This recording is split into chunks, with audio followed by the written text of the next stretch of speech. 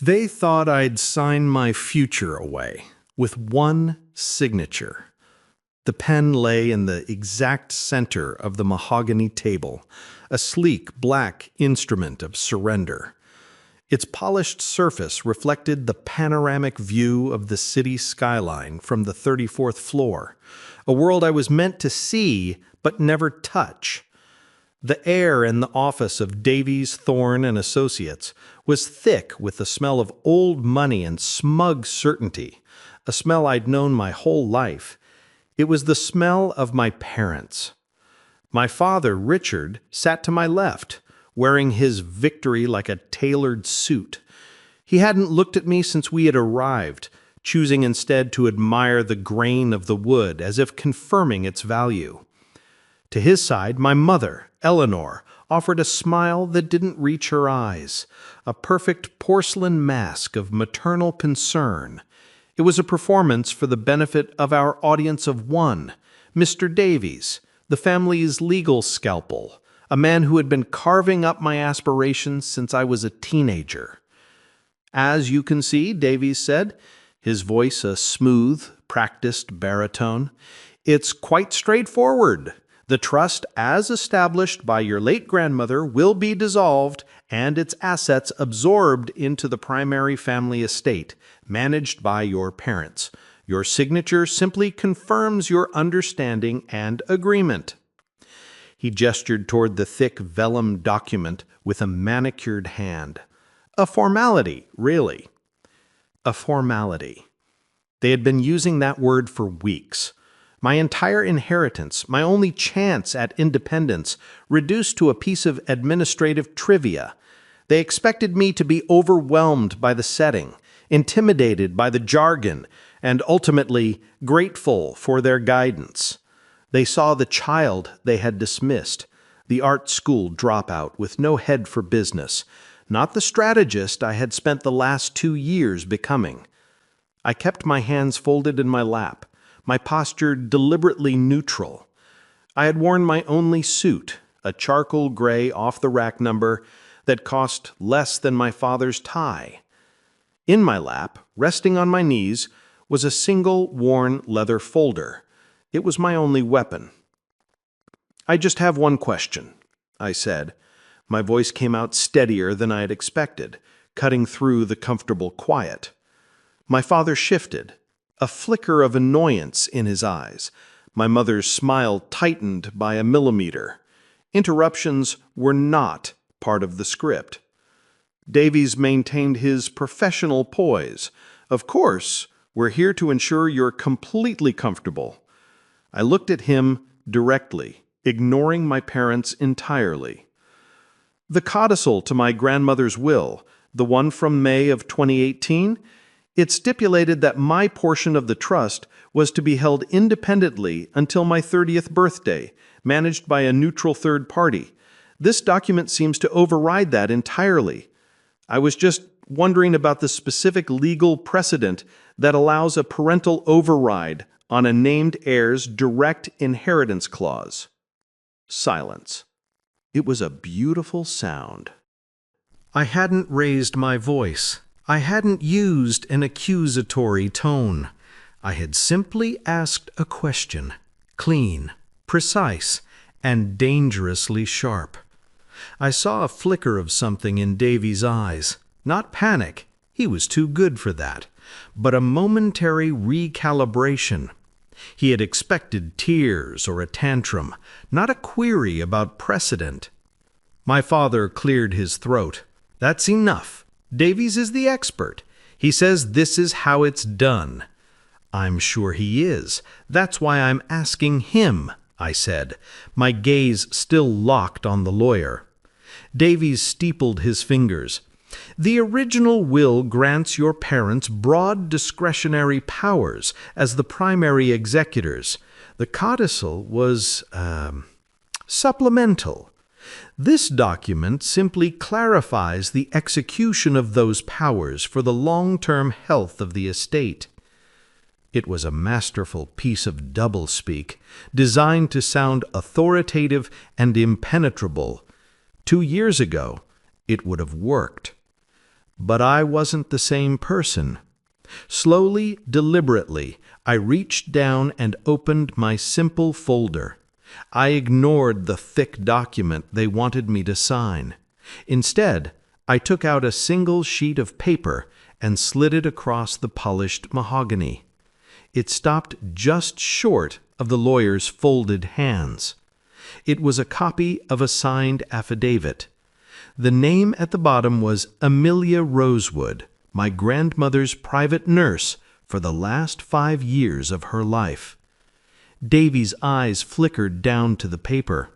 His professional mask didn't slip, but I watched the muscles in his jaw tighten. He knew exactly what he was looking at. My parents, however, did not. "What is that?" my mother asked, her voice losing its feigned sweetness. "What did you bring?" I gave her a small, empty smile. "A formality," I said. "Really." Mr. Davies did not move for a full 10 seconds. His gaze was fixed on the single sheet of paper, his mind clearly working at a speed that had made him a legend in probate law. He wasn't just reading the words.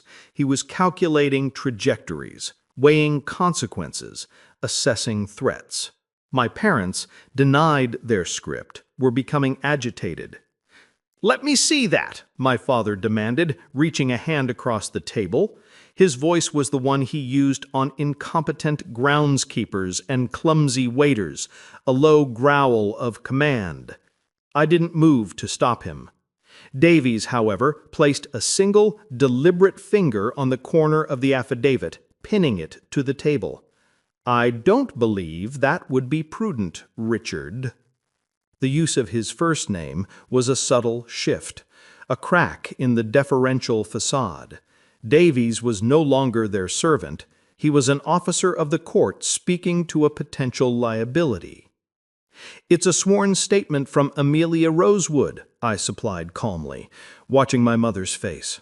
"She attests that my grandmother, Evelyn, was of sound mind, clear of purpose, and under no duress when she drafted and signed the May 2018 codicil. She also details a conversation where my grandmother explicitly stated her fear that you," I nodded towards my parents, "would attempt to circumvent her wishes after her death." "That's slander," Eleanor gasped, her porcelain mask finally cracking. "Amelia was a hired hand, a lonely old woman who you obviously manipulated. You ungrateful child." Ungrateful. That was their favorite word for me. It was the branding iron they had used my entire life. Ungrateful for the private schools I hated, for the business degrees they tried to force on me, for the life they had mapped out that felt like a gilded cage. To them, my desire for a different life, a life in a dusty art studio with the smell of turpentine and the thrill of creation, was not just a disappointment. It was an act of profound insolence. My grandmother was the only one who saw it differently. I could still picture her, sitting in her sun-drenched conservatory, her hands, though frail, still capable of tending to her orchids. "She thinks strength is a balance sheet," she'd told me a month before she died, her voice thin but sharp as glass. "They don't understand that creating something from nothing, bringing beauty into the world where there was none, that is real power. Don't let them break that in you." She was the one who paid for my first real set of canvases. She was the one who framed my charcoal sketches and hung them among the family's oil-painted ancestors. She was the reason I was here. This fight wasn't just for the money. It was to keep that last promise. The 2 years since her funeral had been a quiet, brutal education. I sold a few pieces under a pseudonym, enough to afford a tiny apartment and cheap instant noodles. I spent my days not in a studio, but in the public law library, devouring books on estate law, trusts, and fiduciary duties. I learned their language. I traced the labyrinth of our family's finances, following the paper trails Davies had so expertly laid.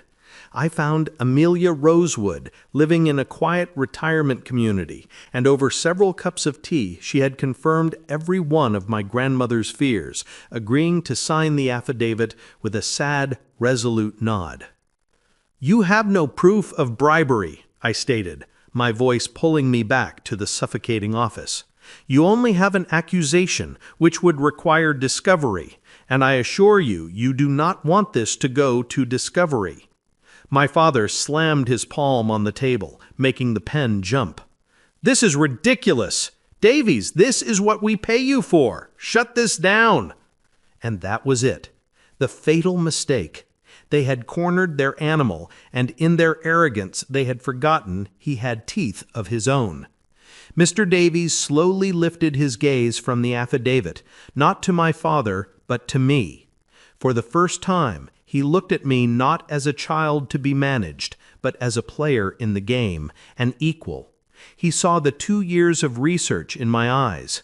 He saw that the affidavit was not my only card, it was just the one I had chosen to lead with. His survival instincts, honed by decades of corporate warfare, took over. He was detaching himself from the sinking ship. He folded his hands and leaned back, the leather of his chair sighing softly. "Richard, Eleanor," he began, his voice dropping into a new register, calm, precise, and utterly devoid of warmth. "For the past hour, we have been discussing the dissolution of a trust as outlined by the primary estate documents. Perhaps we should take a moment to discuss the provenance of those documents." My father stared, dumbfounded. "Provenance? They're my mother's will. You drafted them yourself." "I drafted a version of your mother's will in 2015, yes," Davies said, his eyes still on me. "The one that was filed with the courts upon her death, however, contained certain revisions I was not privy to." A cold dread, sharp and exhilarating, washed over me. I had assumed they were merely bullies, twisting the law to their advantage. The thought that they had committed a crime this blatant seemed too reckless, even for them. Davies continued, his words falling like ice chips onto the mahogany. "Revisions such as the removal of several charitable bequests, the expansion of executor privileges, and most notably, the alteration of the signature page.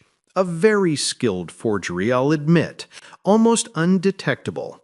He paused, letting the weight of the word forgery settle in the silent room. "I imagine a handwriting expert, one not on your payroll, would find it quite fascinating." My mother's face went white. She looked from Davies to my father, her mouth opening and closing silently. All the air had been sucked out of the room. My father, for the first time in his life, looked utterly lost. The foundation of his world, the certainty that his money and influence could bend any reality to his will, was crumbling. The lawyer had switched sides. He hadn't done it for me. He hadn't done it for justice. He had done it for himself. He saw the criminal charges, the disbarment, the utter ruin they were facing, and he had calmly and professionally stepped away from the blast radius, positioning himself as a cooperative witness. The document they had brought me here to sign wasn't just a financial instrument to disinherit me, it was a retroactive shield. My signature, agreeing to the new terms, would have served as an implicit validation of their forged will, muddying the waters and making any future challenge 100 times more difficult. They weren't just trying to take my future, they were trying to use me to bury their past. Davies slowly pushed the affidavit back across the table toward me. His expression was unreadable, but his message was clear. The game had changed. "Now," he said, addressing me with a newfound chilling respect, "perhaps you like to tell me what you really want." The silence that followed Davies' question was a living thing. It pressed in on us, heavy and absolute. My father's face was a mottled canvas of fury and disbelief. My mother had seemed to shrink into herself, her manicured hands gripping the arms of her chair as if it were a life raft. They were staring at Davies, their hired gun, who had just turned the weapon on them. They still hadn't fully processed that I was the one whose finger was now on the trigger. "What I want," I repeated softly, the words tasting strange and powerful in my mouth. For my entire life, what I wanted had been irrelevant, a childish fantasy to be indulged, then dismissed, and finally disciplined out of me.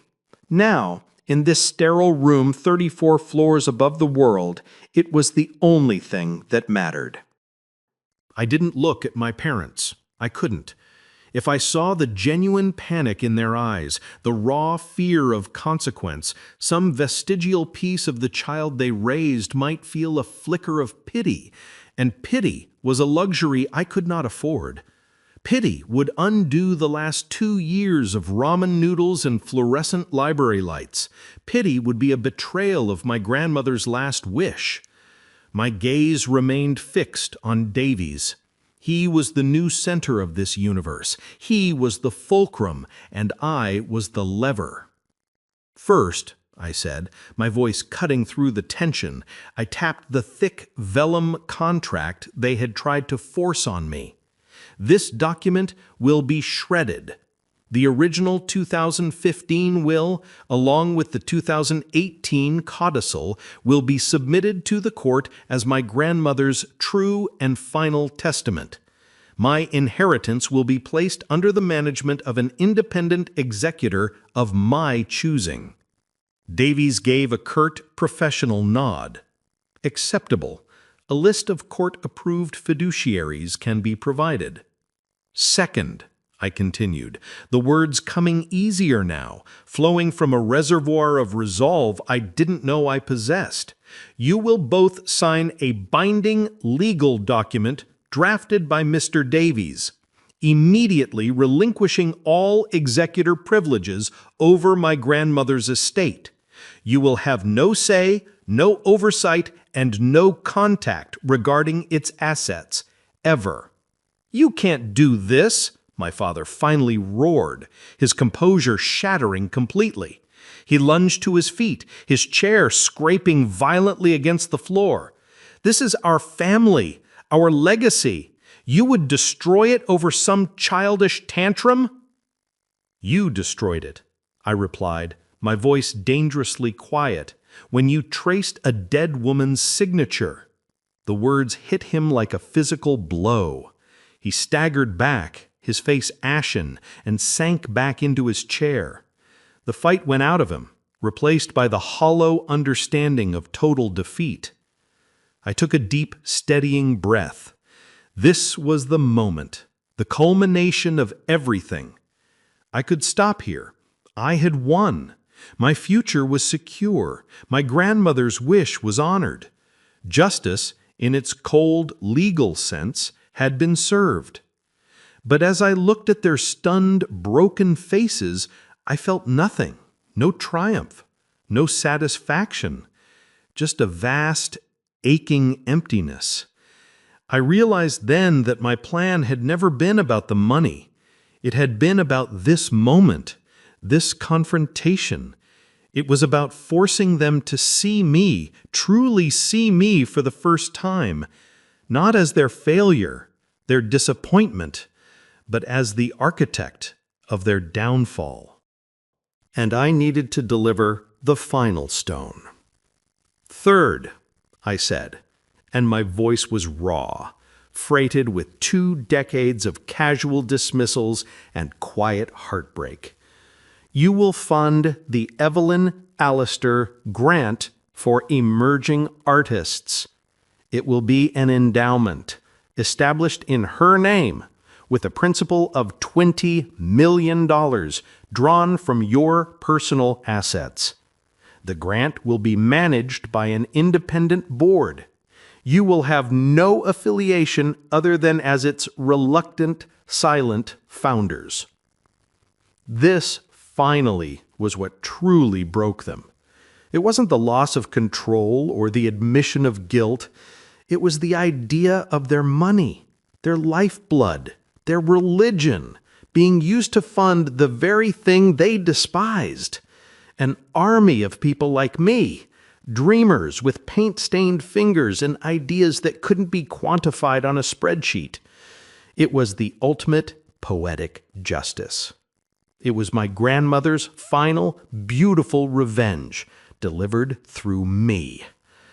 My mother began to weep, not with sorrow, but with the dry, ragged sobs of pure, impotent rage. I stood up, my legs feeling surprisingly steady. I collected my single piece of paper, the affidavit, and slid it back into its worn leather folder. My work here was done. The rest would be a conversation between a terrified couple and a lawyer who is now negotiating the price of his silence. I walked toward the door, my footsteps echoing on the polished floor. As my hand touched the cool metal of the handle, my father's voice, now a ragged whisper, reached me from across the room. "Why?" I paused, my back still to him. For a moment I considered telling him everything, about the years of feeling invisible, about the crushing weight of their expectations, about the quiet, fierce love of a grandmother who believed in me. Instead, I gave him the only answer he would ever understand, the one he had taught me. It was just business, I said, and walked out of the room, leaving the ruins of their world behind me. The elevator ride down from the 34th floor felt like descending from another planet. The silent, wood-paneled box carried me away from the rarefied air of my parents' power and back toward the noise and grime of the real world. I watched the floor numbers decrease, each flash of a digit a step further from the person I had been when I'd walked into that office. I caught my reflection in the polished brass of the doors, a stranger in an ill-fitting suit holding a cheap leather folder like a shield. My face was pale, my expression unreadable. I had won. I had done the impossible. I felt nothing. Down in the lobby, the afternoon sun streamed through the towering glass walls, illuminating the floating dust motes in golden shafts of light. The hushed reverence of the place, which had felt so intimidating on the way in, now just seemed hollow. Men and women with sharp suits and sharper smiles strode past, their conversations a low hum of acquisitions and mergers. It was my father's world, a world built on the principle that everything and everyone had a price. I had just proven his philosophy correct in the most devastating way possible. I didn't go home. My tiny apartment, with its view of a brick wall, felt too small to contain the vast echoing silence that had taken residence inside me. Instead, I walked. I walked for hours, letting the city's relentless energy wash over me. The blare of horns, the chatter of a dozen languages, the smell of street food and exhaust fumes. It was a chaotic, messy symphony, and I let it pull me along in its current. My feet eventually carried me to a place I hadn't consciously intended to go, the small, independent gallery where I had sold my first serious painting. It was a modest storefront, sandwiched between a laundromat and a bakery. Through the window, I could see the owner, a kind, perpetually paint-splattered woman named Sophia, talking animatedly with a young couple. On the wall behind her hung a piece I recognized. It was a sprawling, chaotic abstract of the city at night, all frantic energy and electric color rendered in thick, aggressive strokes of oil paint. It was titled Inheritance. Sophia had sold it to a collector last year, I'd used the money to pay for the private investigator who found Amelia Rosewood. I stood there on the pavement, watching the life inside the gallery, a world away from the cold mahogany of Davies' office. The young couple was smiling, pointing at a small sculpture. Sophia was laughing, her passion for the art she curated radiating from her like warmth. This was the world my grandmother had wanted for me, a world of creation, not destruction, a world of beauty, not balance sheets. The victory in that office felt like a brilliant, hollow thing. I had outsmarted them, yes. I had beaten them at their ruthless game. But to do it, I had to become like them. I had to learn their language of leverage and coercion. I had to find their weaknesses and press down until something broke.